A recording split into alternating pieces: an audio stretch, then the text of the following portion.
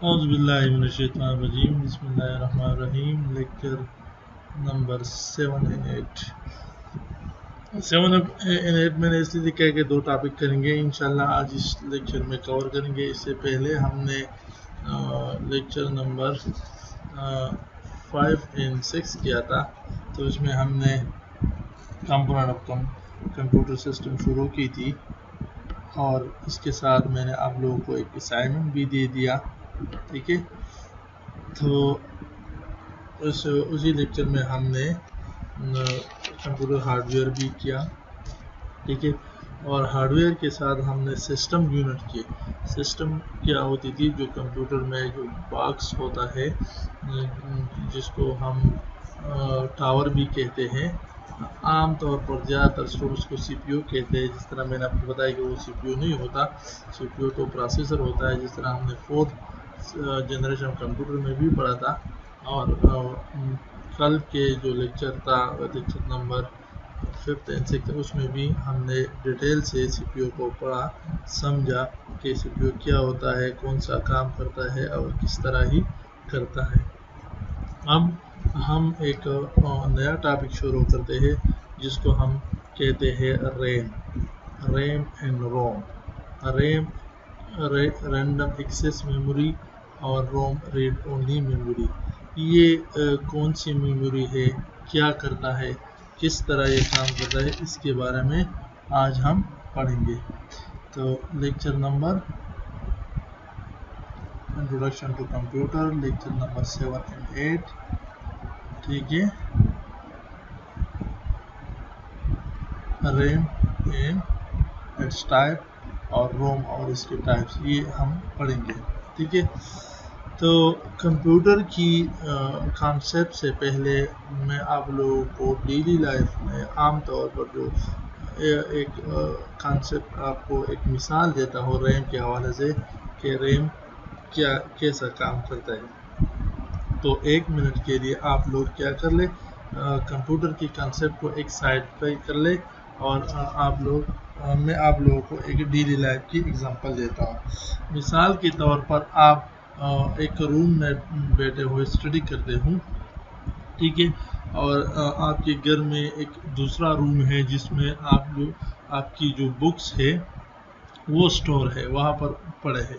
ठीक है, तो आप स्टडी करते हो, उसी दौरान आपको कंप्यूटर की बुक्स की ज़रूरत पड़ गई, तो आप क्या करते हो, आप अपनी जगह से उठ के दूसरे रूम में जाते हो और आपको जिस कंप्यूटर की बुक की ज़रूरत होती है उस बुक को उठा लेते हो और दोबारा वहाँ पर बैठ के स्टडी शुरू कर देते हो।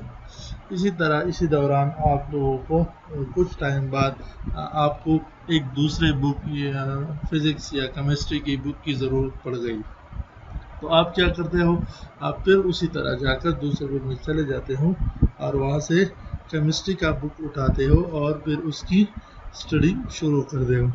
तो इसमें आपका टाइम ज़ाया हो रहा है, क्योंकि आप स्टडी के दौरान में आप इंटरप्ट होते हो, उठ जाते हो और उसकी बुक को ले आते हो, दोबारा स्टडी शुरू करते हो, तो इस दौरान आपका टाइम ज़ाया हो रहा है।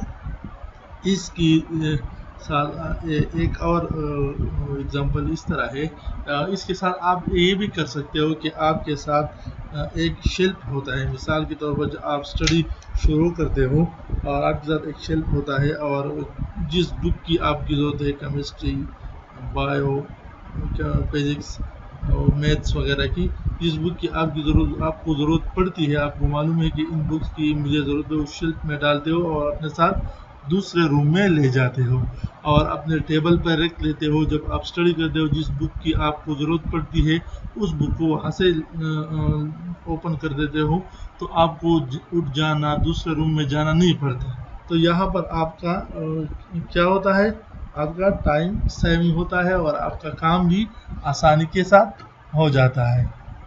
ठीक है, तो इस तरह की मिसाल कंप्यूटर सिस्टम की है, कंप्यूटर सिस्टम में रैम की है, क्योंकि जिस तरह आपने शेल्फ को एज अ रिसोर्स यूज़ किया और आपको जिस बुक की ज़रूरत थी उस बुक को उठा के आपने अपने साथ रख लिए और जिसकी आपकी ज़रूरत है उसको ओपन करते हो तो इसी तरह हमारे साथ रैम है।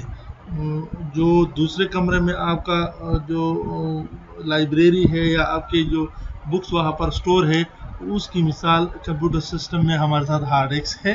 और जो शेल्फ आप यूज़ करते हो, जो रिसोर्स आप यूज़ करते हो, 3-4 बुक जिसकी आपकी ज़रूरत है, उसकी मिसाल हमारे साथ क्या है, कंप्यूटर सिस्टम में रैम है।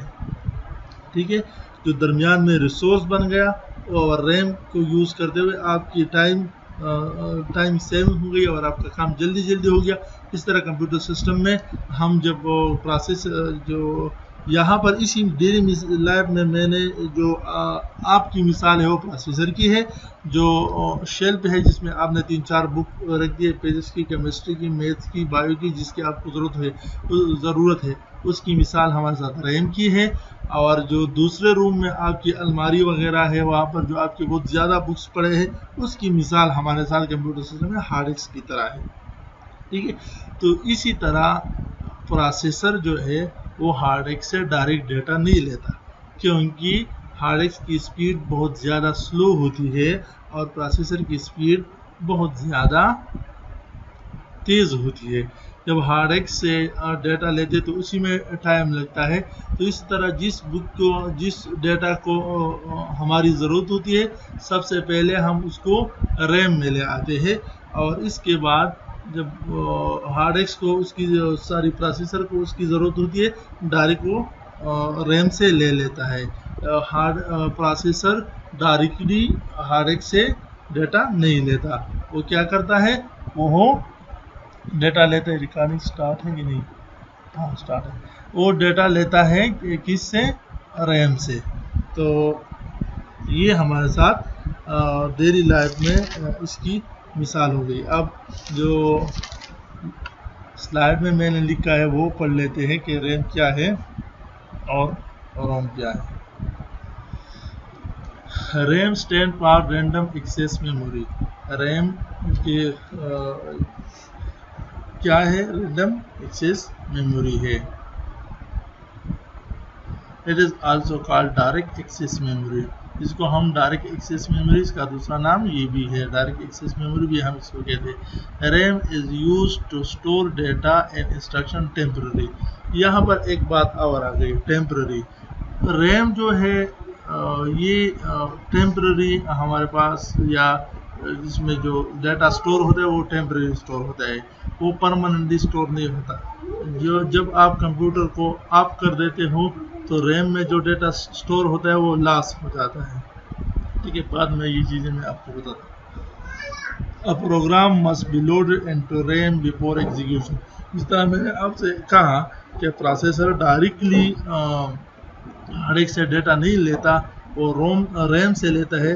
तो प्रोग्राम को एग्जीक्यूशन के लिए, क्योंकि एग्जीक्यूशन प्रोसेसर करता है, तो प्रोसेसिंग करने से पहले रैम में लोड करना पड़ता है।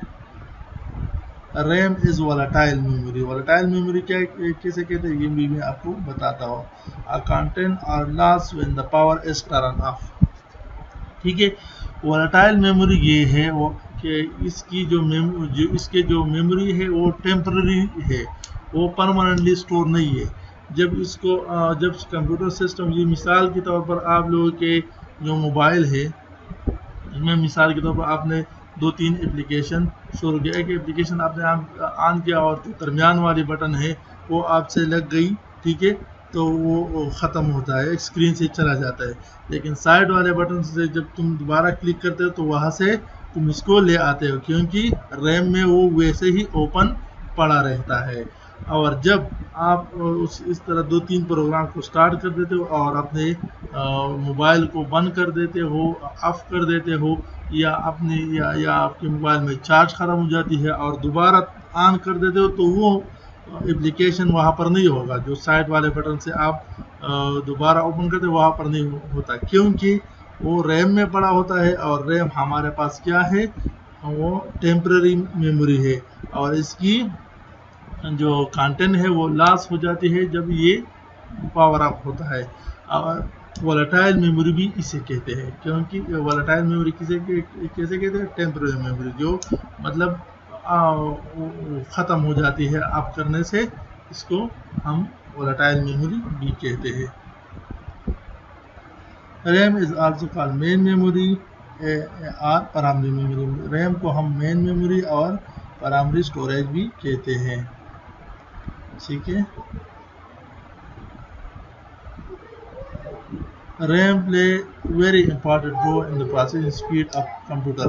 प्रोसेसिंग स्पीड ऑफ कंप्यूटर में बहुत इम्पॉर्टेंट रोल प्ले करता है, क्योंकि रैम की जो साइज़ है वो बढ़ जाने से आपकी प्रोसेसिंग की स्पीड भी ज़्यादा हो जाती है, क्योंकि प्रोसेसर की स्पीड रैम की स्पीड से भी तेज़ होती है।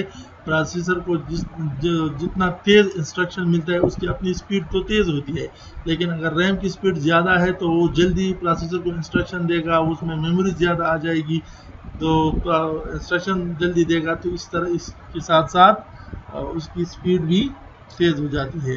जो मोबाइल है या कंप्यूटर है, अब अगर RAM size provide larger amount of space for processing, so the processing speed will increase। इस तरह मैंने बताया कि रैम की साइज़ ज़्यादा हो जाए तो प्रोसेसिंग स्पीड ज़्यादा। आजकल के मोबाइल आप लोगों ने देखे 128 4 रैम होता है, 8 रैम होता है, इस तरह, क्योंकि जो 8 रैम है उसकी स्पीड बिल्कुल ज़्यादा होगी 4 रैम से।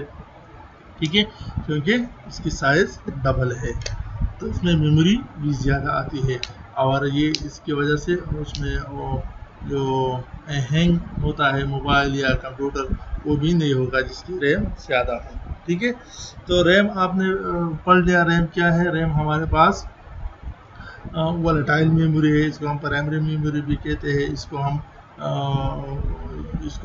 मेन मेमोरी भी हम इसको कहते हैं।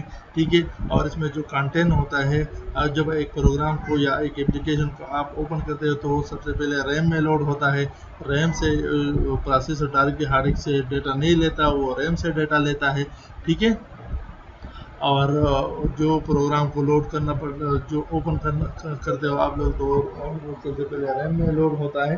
ठीक है, और इसके कंटेंट जो है वो टेम्पररी स्टोर होता है, फिर वो खुद ब खुद ये एम्प्टी हो जाता है, और दोबारा जब ओपन करते हो दोबारा इसमें आ जाती है। ठीक है, अभी रैम के टाइप्स की तरफ आते हैं कि रैम्स की टाइप क्या है। Types of RAM. तो टाइप्स ऑफ रैम में हमारे पास सबसे पहले क्या है? डी रैम है। तो डी रैम भी रैम की एक टाइप होती है, और डी रैम में क्या होता है? डी रैम कैपेसिटर से बना होता है।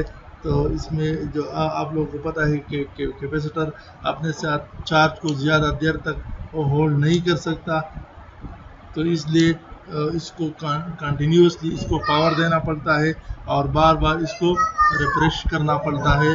और जब ये रिफ्रेश होता है तो रिफ्रेशिंग के दौरान इससे प्रोसेसर डेटा नहीं ले सकता, तो इसी वजह से डी रैम की स्पीड भी स्लो होती है। ठीक है, D RAM stand for dynamic random access memory. क्या है? डायनामिक रैंडम एक्सेस मेमोरी है।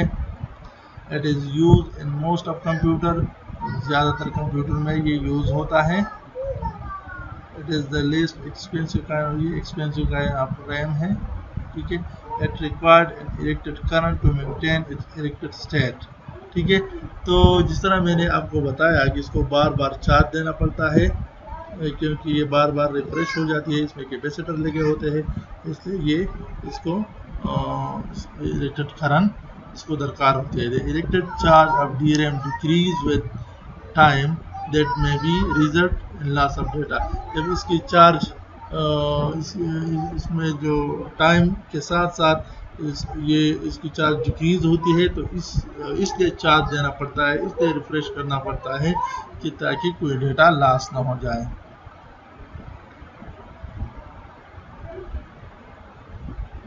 ठीक है, डी रैम इज रिचार्ज और refresh again and again to maintain its data. ठीक है, डेटा को मेंटेन करने के लिए इसको बार बार रिफ्रेश करना पड़ता है। The processor can not access data of D RAM when it is being refreshed. तो प्रोसेसर उसी दौरान इससे डाटा नहीं ले सकता जब ये रिफ्रेश हो रहा हो, इसलिए ये स्लो होता है। ठीक है, हमने रैम पढ़ा, अभी हमने डी रैम पढ़ा। इसके बाद हम आते हैं रैम की नेक्स्ट जो हमारे साथ टाइप्स है वो है एस रैम। तो एस रैम भी रैम की एक टाइप है और ये भी टेम्पररी डेटा को स्टोर करता है, जिस तरह रैम टेम्पररी डेटा स्टोर करता है, ठीक है। लेकिन जो हमारे पास एस रोम है, सॉरी एस रैम है, तो ये क्या है, एस रैम हमारे साथ, एक मिनट, ठीक है। तो एस रैम हमारे पास क्या है, एस रैम हमारे पास ये टेम्पररी मेमोरी स्टोरेज के लिए यूज़ होता है, ठीक है। लेकिन इस रैम में क्या है, ये ट्रांजिस्टर से बनी होती है और ये प्रोसेसर के साथ लगी होती है, तो ये प्रोसेसर को नज़दीक होती है, ठीक है। और इसलिए प्रोसेसर के साथ इसका कनेक्शन भी जल्दी बन जाता है क्योंकि नज़दीक होती है ना। और इसके लिए स्टैटिक रैम में एक और बात यह है कि इसको बार बार रिफ्रेश करने की ज़रूरत नहीं होती है, इसलिए ये डी रैम से फास्ट होता है। अगर आपसे कोई पूछ ले कि डी रैम फास्ट होता है या एस रैम, तो डी रैम से एस रैम फास्ट होती है क्योंकि इसको बार बार रिचार्ज या रिफ्रेश करने की ज़रूरत नहीं होती है, ठीक है। तो S RAM stand for static random access memory. क्या है, स्टैटिक रैंडम एक्सेस मेमोरी है। It can store data without any need of frequent recharging। तो ये डेटा को स्टोर करता है और इसको बार बार चार्ज की जरूरत नहीं होती है, तो इसकी स्पीड ज़्यादा होती है क्योंकि डी रैम जब रिफ्रेश हो रहा होता है तो उसी दौरान प्रोसेसर उससे डेटा नहीं ले सकता, इसलिए उसकी स्पीड स्लो होती है इसकी निस्बत, और ये प्रोसेसर के नज़दीक होता है और डी रैम की निस्बत, तो इसके साथ कनेक्शन भी जल्दी बन जाता है, ठीक है। CPU does not need to wait access data from SRAM during processing। तो प्रोसेसर और CPU को, जिस तरह मैंने आपको बताया कि प्रोसेसर की स्पीड बहुत ज़्यादा होती है, ठीक है, बहुत तेज़ होती है, तो यहाँ पर SRAM भी रिफ्रेश की ज़रूरत नहीं होती है इसको, तो इसलिए प्रोसेसर को वेट नहीं करना पड़ता, जल्दी इससे डेटा ले लेता है।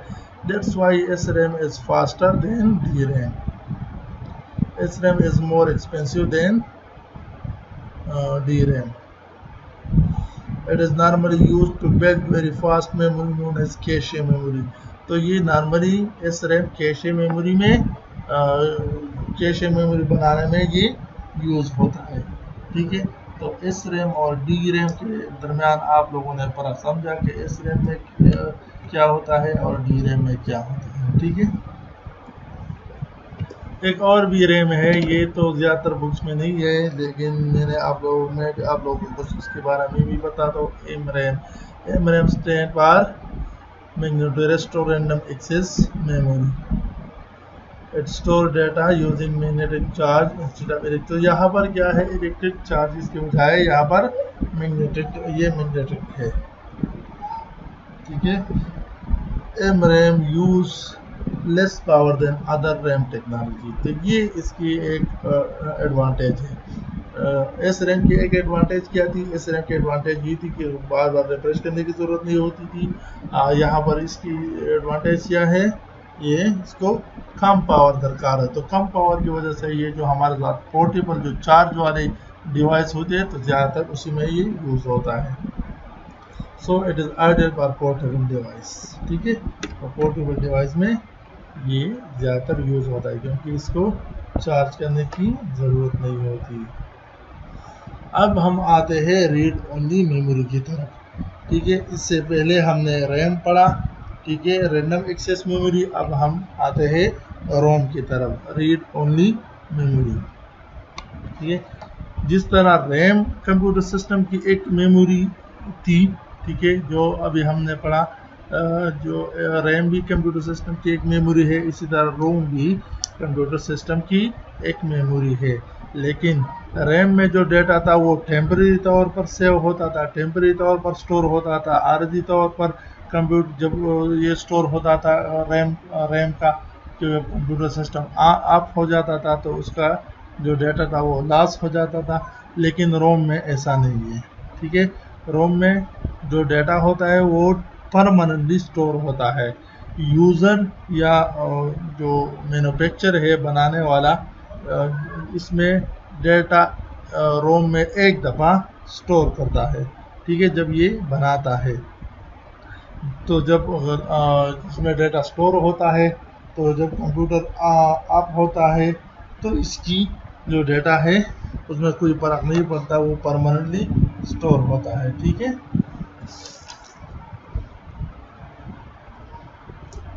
रोम stand for read only memory. ये रीड ओनली मेमोरी इसलिए है कि इससे हम कुछ डेटा वो डिलीट नहीं कर सकता। इसकी जो डेटा है उसमें हम एक्स्ट्रा डेटा इसमें हम स्टोर नहीं कर सकता। जो पहले इसमें डेटा पड़ा होता है वही डेटा इसमें होता है, इसके अलावा हम इसमें कुछ नहीं कर सकते। वो इसलिए हम उसको रीड ओनली मेमोरी कहते हैं, क्योंकि इसके डेटा हम सिर्फ रीड कर सकते हैं। The instruction a ROM prepare the computer for use, ये मैं आप लोगों को बताता हूँ। These instruction can only be read but can not be change और डिलीट, ठीक है। It is not possible to write new information और instruction into the ROM. ROM store data in instruction permanently. When the power is switched off, the instruction store on ROM are not lost, ठीक है। तो ये बात है जो तो मैंने आपको बताई, लेकिन ये दूसरी वाली बात these instruction can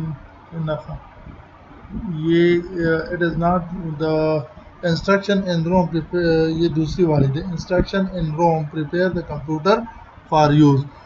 रोम में जो इंस्ट्रक्शन पड़ी है उसका काम क्या है? उसका काम ये है, जब आप पावर की जो बटन है उसको प्रेस करते हो, कंप्यूटर ऑन होना शुरू होता है, तो रोम जो होता है वो डायरेक्टली क्या करता है? सबसे पहले जो पावर बटन ऑन होते हैं तो वो डायरेक्टली ऑपरेटिंग सिस्टम को बताता है, ठीक है, कि यूज़र ने क्या किया है, पावर बटन प्रेस किया है, कंप्यूटर तुम कंप्यूटर ऑन हो रहा है और ऑपरेटिंग सिस्टम इस तरह लोड हो जाता है, क्योंकि ये इंस्ट्रक्शन पहले ही रोम में पड़ा होता है। तो ये क्या करता है? कंप्यूटर को प्रिपेयर करता है फॉर यूज़। जब कंप्यूटर ऑन हो रहा है उसी दौरान ये कंप्यूटर सिस्टम को प्रिपेयर कर रहा है। This instruction can only be read, जो ये इंस्ट्रक्शन जो है ये सिर्फ रीड होती है, चेंज या डिलीट नहीं होता, ठीक है।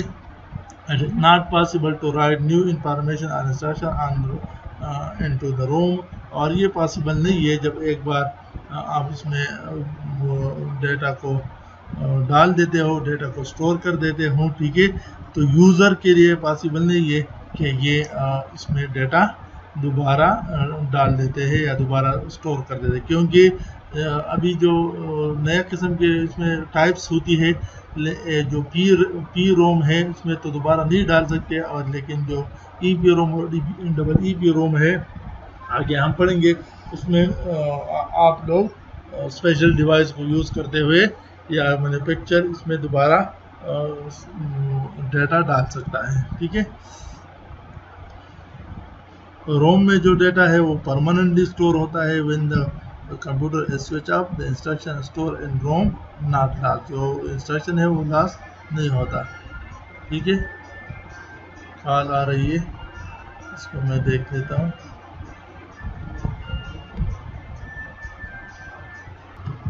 ठीक है, दरमियान में कॉल आ गई इसलिए रिकॉर्डिंग को रुकना पड़ा। तो कहाँ थे हम?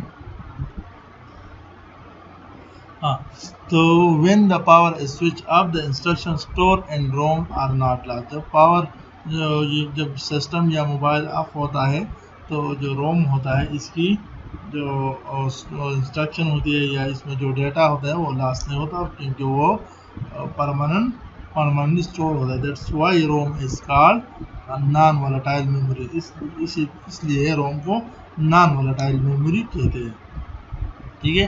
तो रोम और रैम में क्या डिफरेंस हो गया? अक्सर इस तरह भी क्वेश्चन आते हैं कि what is the difference between ROM and RAM.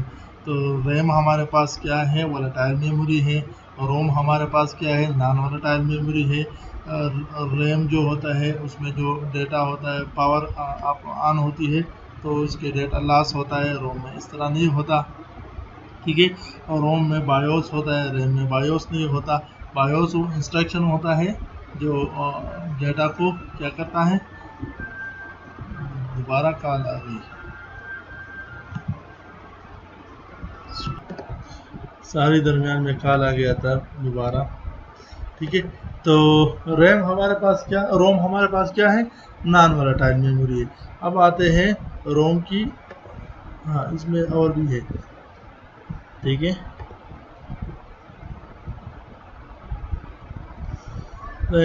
The information in ROM is stored by the manufacturer, ठीक है। इन पर जो रोम में जो इंफॉर्मेशन होती है वो मैन्युफैक्चर स्टोर करता है। जो रोम को बनाते हैं उसी टाइम पे मैन्युफैक्चर इसमें बायोस सारी इसमें इंफॉर्मेशन स्टोर करता है। When the computer is switch on, the instruction in the ROM are automatically loaded into memory of computer. जिस तरह मैंने आपको बताया कि रोम सबसे पहले ये जब कंप्यूटर ऑन होती है तो वो इसकी इंफॉर्मेशन लोड होती है और जो हमारे पास ऑपरेटिंग सिस्टम है उसको सिग्नल भेजती है, ठीक है। तो ऑपरेटिंग सिस्टम भी लोड होना शुरू होती है। तो सबसे पहले कंप्यूटर जब ऑन होती है तो इसकी इंफॉर्मेशन ऑटोमेटिकली लोड होती है। ROM contain a small set of instruction called ROM BIOS. तो रोम में कौन सी इंफॉर्मेशन होती है उसको क्या कहते हैं, उसको रोम बायोस कहते हैं। स्मॉल सेट ऑफ इंस्ट्रक्शन होती है उसको क्या कहते हैं, रोम बायोस कहते हैं। बायोस का क्या मुराद है, BIOS stand for basic input output system, ठीक है। These instructions tell the computer how to access hard disk, find operating system and load the operating system in RAM। तो क्या होता है इस इंस्ट्रक्शन का, जिस तरह मैंने आपको पहले बताया कि ऑपरेटिंग सिस्टम को सिग्नल भेजता है, हार्ड डिस्क को कहता है और हार्ड डिस्क ऑपरेटिंग सिस्टम को रैम में लोड करता है। This instruction tell the computer how to access hard disk, के हार्ड डिस्क को किस तरह एक्सेस करना पड़ेगा आपको, और ऑपरेटिंग सिस्टम को फाइंड करता है और लोड करता है रैम में, ठीक है। अब आते हैं हम रोम की टाइप्स की तरफ, ठीक है। तो रोम में जो हमारे पास जो पहला टाइप है तो वो हमारे पास है पी रोम। तो पी रोम की एक टाइप है, और जिस तरह रोम एक रीड ओनली मेमोरी थी तो पी रोम भी एक रीड ओनली मेमोरी है, और रोम की तरह ये भी डेटा को परमानेंटली स्टोर करता है, ठीक है। जिस तरह रोम परमानेंटली डेटा को स्टोर करता था उसी तरह पी रोम भी डेटा को परमानेंटली स्टोर करता है। मैन्युफैक्चर जो होते हैं ये रोम शुरू में ब्लैंक होता है, ठीक है, और मैन्युफैक्चर इसमें डेटा डाल देते हैं, ठीक है। जब इसमें डेटा या इंस्ट्रक्शन मैन्युफैक्चर स्टोर करता है, ठीक है, और अगर एक दफ़ा इसमें इंस्ट्रक्शन स्टोर होता है दोबारा, जिस तरह मैंने आपको पहले बताया कि इसमें दोबारा इंस्ट्रक्शन स्टोर नहीं होता, लेकिन जब ये स्टार्ट में ये ब्लैंक होता है जब इसमें इंस्ट्रक्शन स्टोर करता है, अगर इसी दौरान मैन्युफैक्चर से इंस्ट्रक्शन स्टोर करने के दौरान कोई गलती हो गई, ठीक है, अगर दोबारा सुन ले, पी रोम में जब मैन्युफैक्चर डेटा स्टोर करता है और डेटा को स्टोर करने के दौरान अगर इससे कोई गलती हो गई, ठीक है, तो इसमें फिर आप लोग चेंज नहीं कर सकते, ठीक है। आप लोगों का जो डेटा है वो आप लोगों का जो रोम है वो लॉस हो जाता है, सारा रोम आप लोगों का लॉस हो जाए, क्योंकि आप इसमें चेंज या डिलीट फिर दोबारा नहीं कर सकते, तो आप लोगों का रोम ज़ाया होता है, ठीक है। जब मैन्युफैक्चर इसमें डेटा स्टोर करता है, अगर इसी दौरान इससे कुछ गलती हो गई तो क्या होता है, इसमें दोबारा चेंज या डिलीट नहीं हो सकता, तो इसलिए इसका जो डेटा है वो जिसका जो रोम है वो लॉस हो जाता है, ठीक है। तो अभी ये जो स्लाइड में है ये पढ़ लेते हैं। P ROM stand for programmable read only memory, programmable read only memory है। This form of ROM is initially blank, ये स्टार्ट में खाली होता है जो पी रोम होता है, The user or manufacturer can write data and program in it with using special devices. ठीक है, तो इसमें जो डेटा स्टोर होता है वो स्पेशल डिवाइस को यूज़ करते हुए स्टोर कर दिया जाता है. The user can write data and instruction on it only once. एक दफ़ा इसमें डेटा और इंस्ट्रक्शन स्टोर होता है. If there is an error in writing the instruction, the error cannot be removed from PROM. ठीक है, अगर इंस्ट्रक्शन को स्टोर करने के दौरान या इंस्ट्रक्शन को लिखने के दौरान अगर इसमें कुछ गलती हो जाए, ठीक है, तो इससे ये गलती फिर रिमूव नहीं हो सकता. The chip become unusable. ठीक है, जो चिप है, जो PROM है, वो फिर यूजेबल नहीं होता, फिर वो ख़त्म हो जाता है, वो ज़ाया हो जाता है. ठीक है, इसके बाद हमारे पास है EPROM. तो EPROM क्या है? Stand for erasable programmable read only memory. तो EPROM भी रोम का एक टाइप है और रोम की तरह ये भी एक परमानेंटली डेटा को स्टोर करता है. ठीक है, ये भी नॉन वोलेटाइल मेमोरी है. ठीक है, और EPROM भी हमारे पास क्या होता है? ये भी इनिशियली ये भी ब्लैंक होता है. ठीक है, लेकिन यहाँ पर कुछ उससे रेफरेंस है. द यूज़र और manufacturer can write data on it, data and program on it, data and program written on it can be erased with special device using ultraviolet rays. ठीक है, तो यहाँ पर क्या है? PROM में क्या होता था? जब यहाँ पर वहाँ पर गलती होती थी तो वो PROM अनयूजेबल होता था. EPROM जब आ गया तो EPROM में क्या है? वायलेटेड रेस को यूज़ करते हुए इसमें जो डेटा है उसको इरेज कर सकते हो, इरेज कर सकते थे और इस कर सकते हैं, और इसको दोबारा फिर इसमें डेटा राइट कर सकते हैं, दोबारा इसमें डेटा डाल सकते हैं. ठीक है, तो stand for erasable programmable read only memory. This form of ROM is initially blank. ये रोम भी स्टार्ट में खाली होता है. द यूज़र और manufacturer can write data and program on it. User या मैन्युफैक्चरर इसमें डेटा डाल सकता है. ठीक है, या डेटा स्टोर कर सकता है. The data and program written on it can be erase with special device using ultraviolet rays. ठीक है, और इस दौरान अगर कोई गलती हो जाए तो अल्ट्रावायलेट रेज के जरिए इससे जो एरर है वो ख़त्म कर सकते हैं और नया डेटा इसमें डाल सकते हैं. इसके बाद हमारे पास है डबल EPROM. तो डबल EPROM भी रोम की एक टाइप है और उसी तरह ये भी हमारे पास मेमोरी है. परमानेंटली ये डेटा को स्टोर करता है या परमानेंटली इसमें डेटा स्टोर हो जाता है. ठीक है, तो stand for electronic stand for, गलत लिखा है मैंने, नहीं सही लिखा है. ठीक है, stand for electronically erasable programmable read memory. ठीक है, double EPROM stand for electronically erasable programmable read only memory. ठीक है, in this memory the user can write erase instruction electronically when the content of EPROM can be modified easily. ठीक है, तो इसमें क्या था? ये भी इनिशियली ब्लैंक होता है. ठीक है, और जब मैन्युफैक्चरर इसमें डेटा या इंस्ट्रक्शन इसमें स्टोर करता है, अगर उससे कुछ गलती हो जाए तो इसमें इलेक्ट्रॉनिकली फिर आप इसमें वो इरेज करके या मॉडिफिकेशन करके इसमें नया डेटा डाल सकता है. ठीक है, तो अभी हमने क्या क्या पढ़ा? हमने रोम पढ़ा और रैम पढ़ा और इसकी टाइप्स हमने पढ़ ली.